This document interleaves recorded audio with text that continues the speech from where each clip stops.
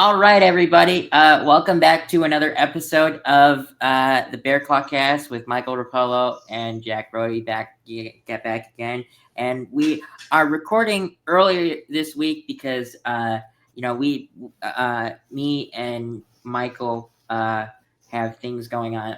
I go home for Thanksgiving, and Michael has some basketball tournaments that he has to coach for his fifth grade basketball team, so we couldn't fit in the normal podcast on Saturday. And with family coming into town for Thanksgiving, I didn't really want to take away from that time with family on the weekend to record this, as much as I love recording these.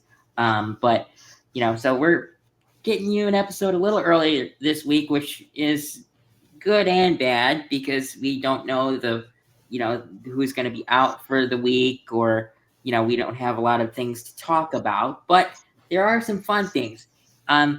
Before we actually get into like the normal stuff, like the pre-games, the injury reports, and everything like that, I saw a funny post this morning, and I sent it to both Michael and Jack to get their thoughts on this. But it was a head coach hot seats post posted by All Sports Culture on Instagram, and I'm gonna read off all of the teams that are safe, warm and all that stuff, and it's just funny. So coaches on the that aren't on the hot seat at all include the Patriots, the Broncos, the 49ers, the Chiefs, the Eagles, the Colts, the Rams, the Jaguars, the Lions, the Seahawks, and Chargers, which, respectfully, I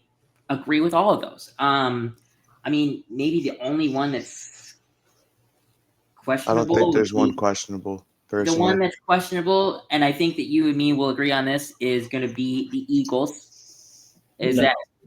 I don't. No. I really don't. They win football games. Yeah, you can't buy Sirianni. Who's your questionable one? I don't think there's one. Yeah, I mean. Oh, I thought you said you thought that there was one. I'm sorry. No. I didn't think there was one. So the next slide is pretty secure with the Panthers, the Commanders, the Steelers, the Packers, the Vikings, the Bucks, the Browns, the Bills, and the Ravens. On that slide, I personally believe that there's one that is very questionable, with that being the Browns, and possibly Green Bay. I'm gonna say that was mine. Who did you say before Green Bay too? The Browns. I have the thing up. The Browns. There was some Commanders. I could see Dan Quinn if Washington finishes abysmally this year. I could see them genuinely. I know they were good last year. I know Daniels has been hurt, but no, you bring up a solid point. And then the next slide is neutral with the Saints, the Cowboys, the Titans, and the Giants being on that list, which honestly I think the Titans and Giants should be taken off this post altogether because they already fired their head coaches. I don't know why they I think that's why they put them in neutral, just because they're going to get a new head coach. Yeah. Oh, okay. I think that's what it was. And then coaches that are warm are the Falcons, the Raiders, and the Texans. I agree with all of those, if I'm being honest. I don't actually. Which one do you disagree with? I disagree with. I think Raheem Morris should be in the bottom of bottom, flaming hot red seat for the Falcons. And I thought you meant I also don't think. I think D'Amico Ryans. I don't think his seat is that. You know what? I will agree with you with D'Amico Ryans. I think he's the worst neutral. I think he should be in neutral, and I am going to agree with you about Morris. I don't understand. I think when they hired him, they just went with someone that they were familiar with and comfortable with. Like they have like a roster that could have made the playoffs either of the last 2 years, and they've just been bad. Like I feel like their coaching situation is just as bad as it was for us with Eber. And then the last slide is piping hot, and that slide is the Bengals, the Cardinals, the Jets, and the Dolphins. Now, I don't agree with the Bengals. you don't? No, I do. I don't. I don't think. I don't think it's Zach Taylor's fault. I do think he's a big part of why they're losing. Don't get me wrong, but he also doesn't have Joe Burrow. So he might have him this week. He might have him this week. Yes. So it's tough to say. I need to see like another like full season of them losing with Zach Taylor and Joe Burrow. But then it is his fault. But I don't know if you guys noticed, but there's one name that was not on any of these lists entirely, and that is Ben Johnson. I have no idea how he is not on the. I think that's just a miss on their part. Like I think they just forgot. Yeah, I believe that too. But like, I mean, part of me wants to believe that that the person that runs this this sports account, which I will admit it is verified. So this could be like a company run sports site. The first comment. Ben Johnson is so safe for the Bears. They don't even put him on here. Yeah. Someone said Ben Johnson's so safe the Bears don't even need a mention. Flame 100%, and that is so true. The first comment is, "Where's Ben Johnson at?" And I mean, I put him in the safe column. I mean, he's in his own separate column. He's super safe. Yeah, probably. But him and Vrabel are holding hands, frolicking through the fields. Yeah, they're chilling in a. I mean, forgive my use of word here, but like they're like chilling in their own hot tubs or something like that. You know, just relaxing. You know, not. Why do you forgive your words? You just said hot tub. Yeah. Well, it's a head coach hot seat. You know, post. So, you know, I didn't want to use hot, but like the word. I guess hot, that makes sense. Yeah. I think you could have slipped that one by us without anyone picking it up. Well, I guess I should have done that. That's on me. But now let's get into the normal part of this podcast these podcasts. But I thought that was just a fun little thing to share.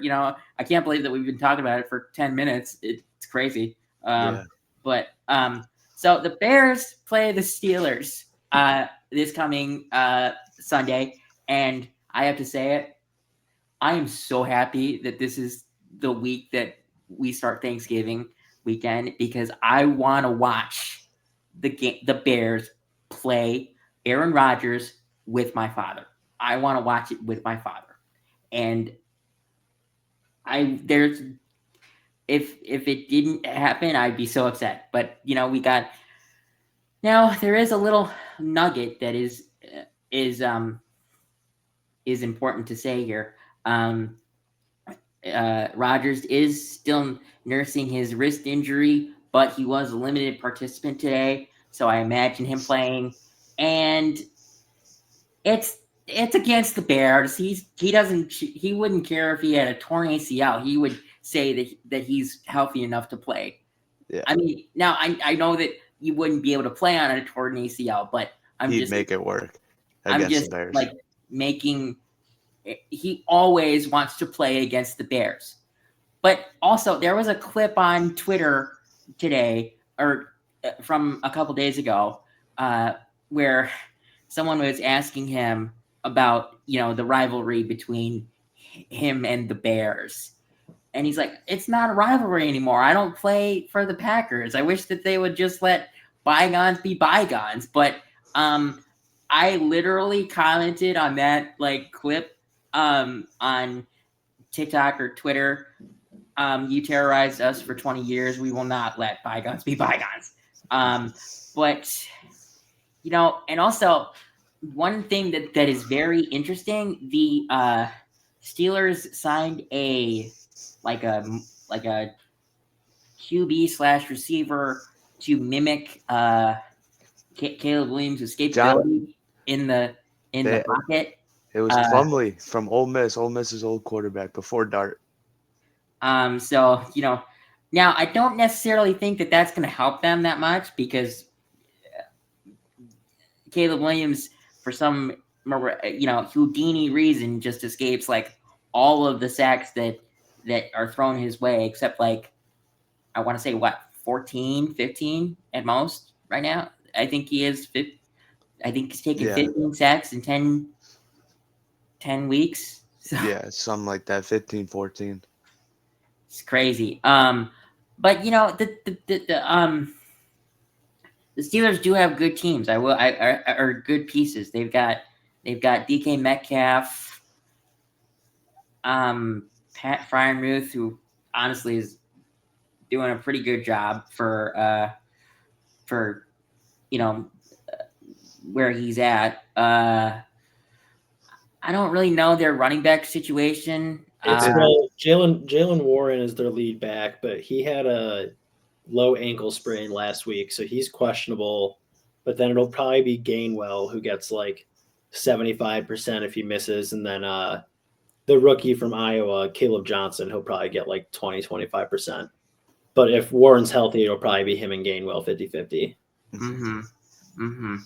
I mean, I don't know what am I, in terms of what I'm looking for in this game. I want to see us win. I want to see us win against Aaron Rodgers. I know that, every Bears fan always says that, but like this may be Aaron Rodgers' last year. So I'd love to be the one or be the team that sits him down necessarily. And it just would be so bittersweet that it was against the Bears. I mean, I don't know what to, predict with the Bears right now because they're winning games, but they're always close games. It's never been a handled win except the Cowboys and the Saints, I guess. What are your guys' thoughts about this? Michael, you go first, and then I'll go to Jack. Yeah, I mean, it all depends on because if we could stop DK, that Steelers offense is kind of questionable. It's a questionable offense. Their defense is always good. They got TJ Watt. They got Jalen Ramsey. They got their corners. Their corners their DBs aren't that great because they're apparently they just signed Asante Samuel, right? Yeah. Oh yeah, that's true. But they got the names, They got like the names we all know, so they can always put on a game. But the one I'm like kind of concerned about, who's been like low key making big plays, is Darnell Washington for them. They're big. He is a huge tight end. What is he, like 6'8", 6'9", 311 pounds? Yeah. Yeah.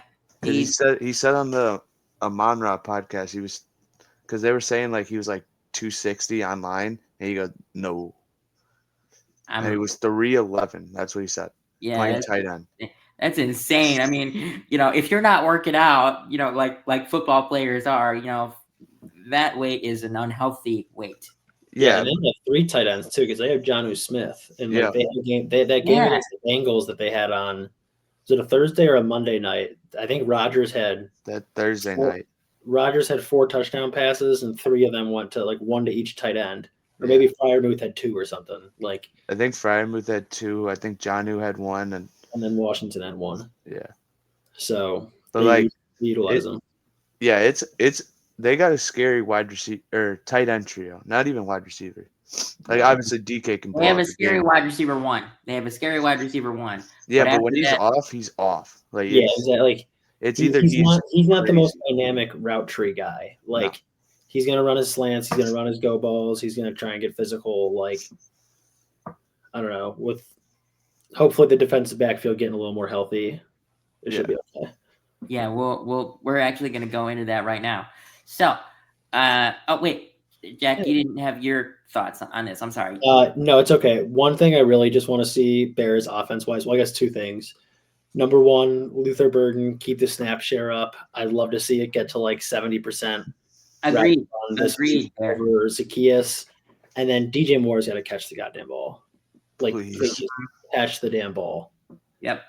And we got to score in the red zone. Yeah. But did you see what Ben Johnson said in the interview about Luther Burden? Yeah, I did actually. He said he's earning more and more snaps every single week through practice, which is big for us because the diva persona that was given to him through the draft process. I think that has been squandered because of what is going on in Chicago. And honestly, I'm gonna say it. I credit that to this coaching staff and the amount of discipline that this coaching staff is embodying, because I don't know if there's another situation where Luther Burden gradually gets more snaps in each week, because I mean, sometimes all you need is a disciplined coach, and Ben Johnson's that. So but on to the next thing. So the Bears injury report came out for today, and the second part of that is really important because Jalen Johnson was a full participant today. But now I believe that most of this injury report will play on Sunday, hopefully with it being I could see it. If Jalen Johnson is full tomorrow, I could totally see him playing on Sunday. And I'm also going to say this. I think he had this game circled as his return target so he could intercept Aaron Rodgers. If they allow him to play, please get an interception. Please. Just like stare down at him after the interception. He might get fined for that, but you take the fine. You take the fine at that point. But this is a long injury report, and there's some important names on here. It's a whole defense. It basically is, but I believe that Stevenson, Byard, and Brisker will play. I believe Dahlman and Theo will play. Joe Tooney will play. My concern is the linebackers, because we have all three linebackers on this injury report, and they have been DNPs for the last 2 days. If one or two of them can upgrade to limited tomorrow, that would be tremendously helpful. Tremendously. But I don't know about Jalen Johnson playing on Sunday, but if they let him, that would be huge. I would be so happy for this if that happens. But what are your guys' thoughts on this? Do you guys think that this is that we could see Jalen Johnson coming back for an Aaron Rodgers game, or would you play it safe and wait until Black Friday? Jack, why don't you go first, and then I'll go to Michael. Yeah, I really do think it depends on how close to 100% he is, because if you play him this week and he's not fully 100%, there's no chance he's going to be ready on a short week to go Friday. And I think that's definitely, I wouldn't say the more important game, but definitely the tougher game. I think there's a path for the Bears to win this week without him. But I really do think that to beat the Eagles, they would probably need him back on the field, along with TJ Edwards and Kyler Gordon. So I'm hoping he's back this week. It would be a really good boost for the defense. We've already seen a lot of turnovers, and that's without our two best corners and one of our better linebackers. So it'd be really, really, really fun to see the Bears back at full strength on defense and let Dennis Allen do what he wants to do a little bit more. Oh, for sure. What about you, Michael? Yeah, if he's not 100%, don't play him. He has to be 100%. We can't risk another injury to him. Even if it's like 97%. Yeah, he has to be 100% to play. You know what? You know what? You know what? I'm gonna say this.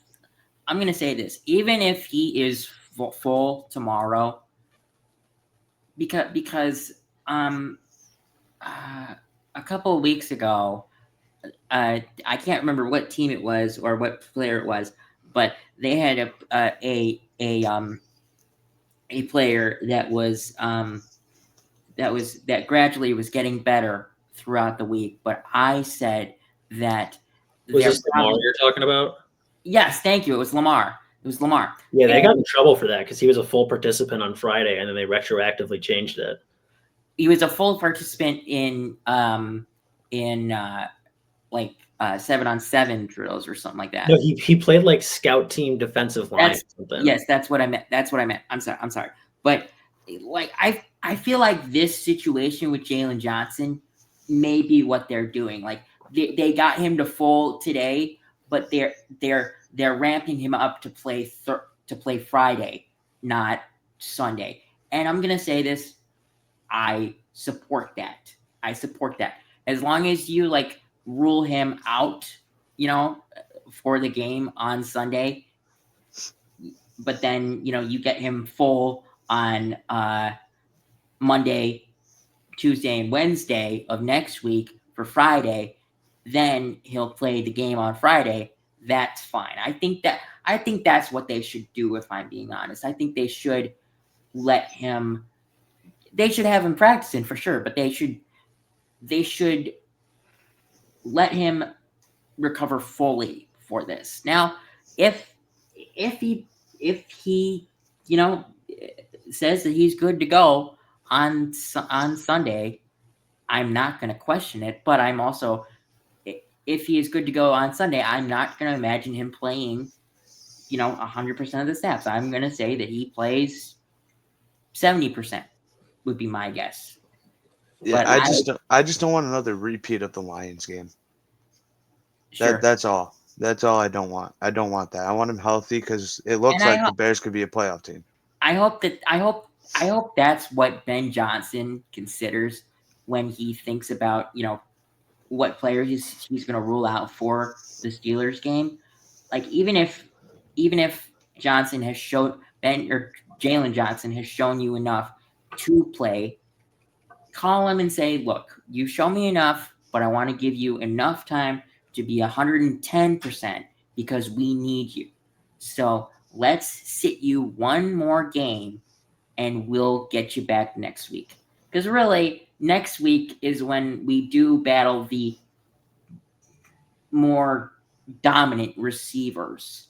Because really, DK Metcalf is a great receiver, but he's the only competent weapon that they have on the Steelers offense in terms of wide receivers, I'd say. So, and then for our final topic, because we don't have a bunch to talk about since we're recording this on Thursday.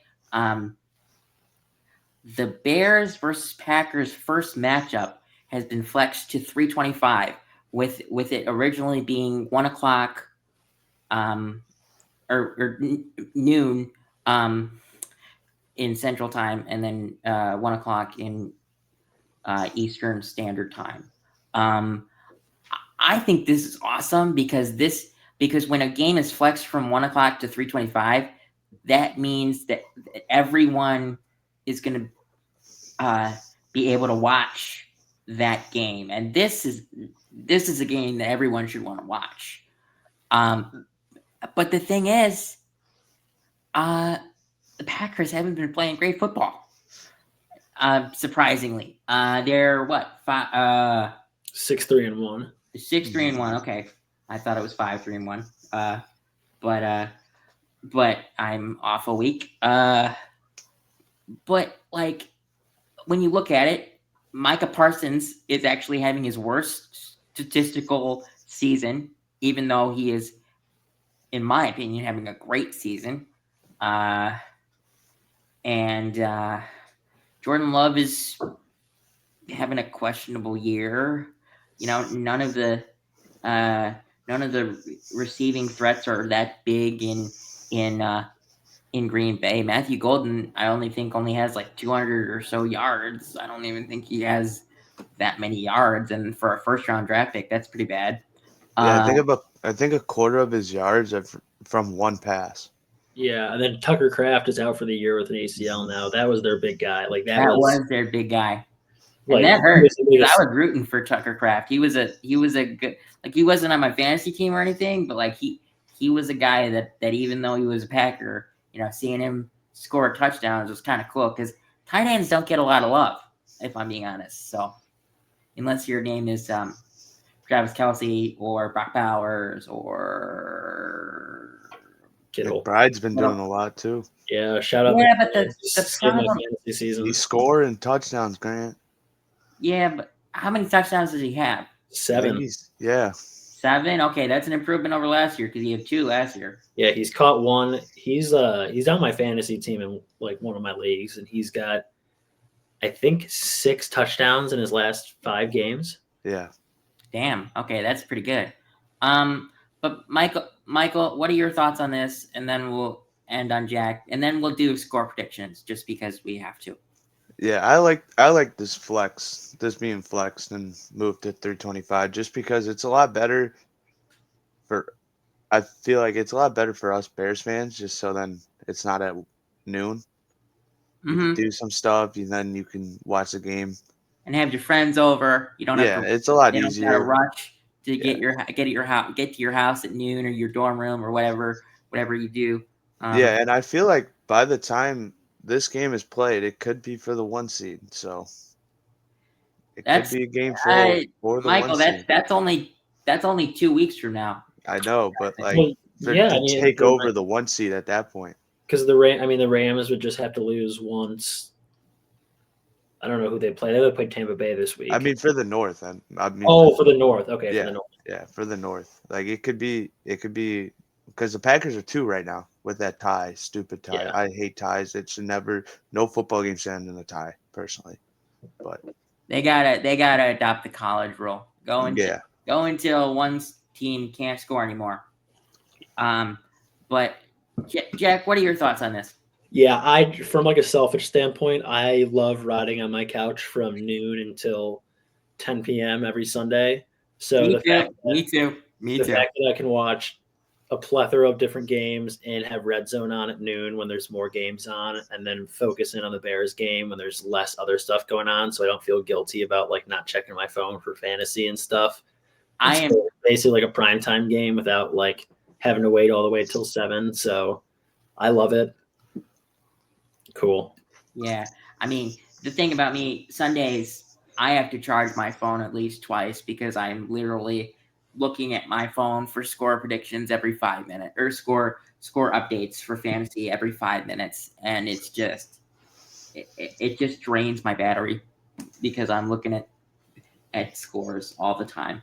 So, but I love this. I think it's great. Now, sorry, that was my water bottle. You're good, man.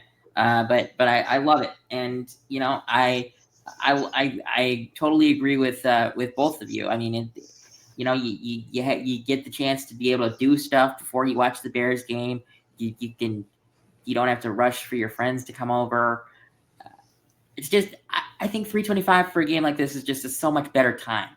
And yes, it's not a primetime game, but it has its own slot, so it kind of is a primetime game. So the last topic that we always do is score predictions. Now, it's really hard for this because it's Thursday and we don't know who's playing and who's not playing. But we got to try.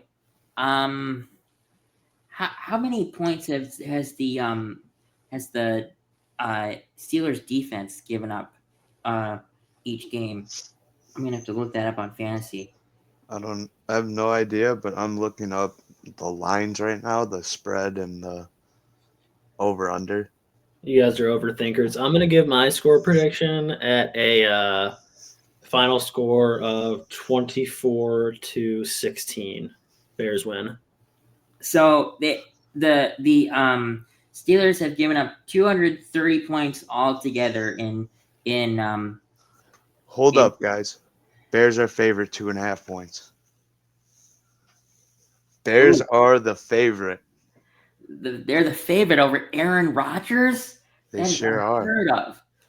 So with that being said, Bears winning 35-28.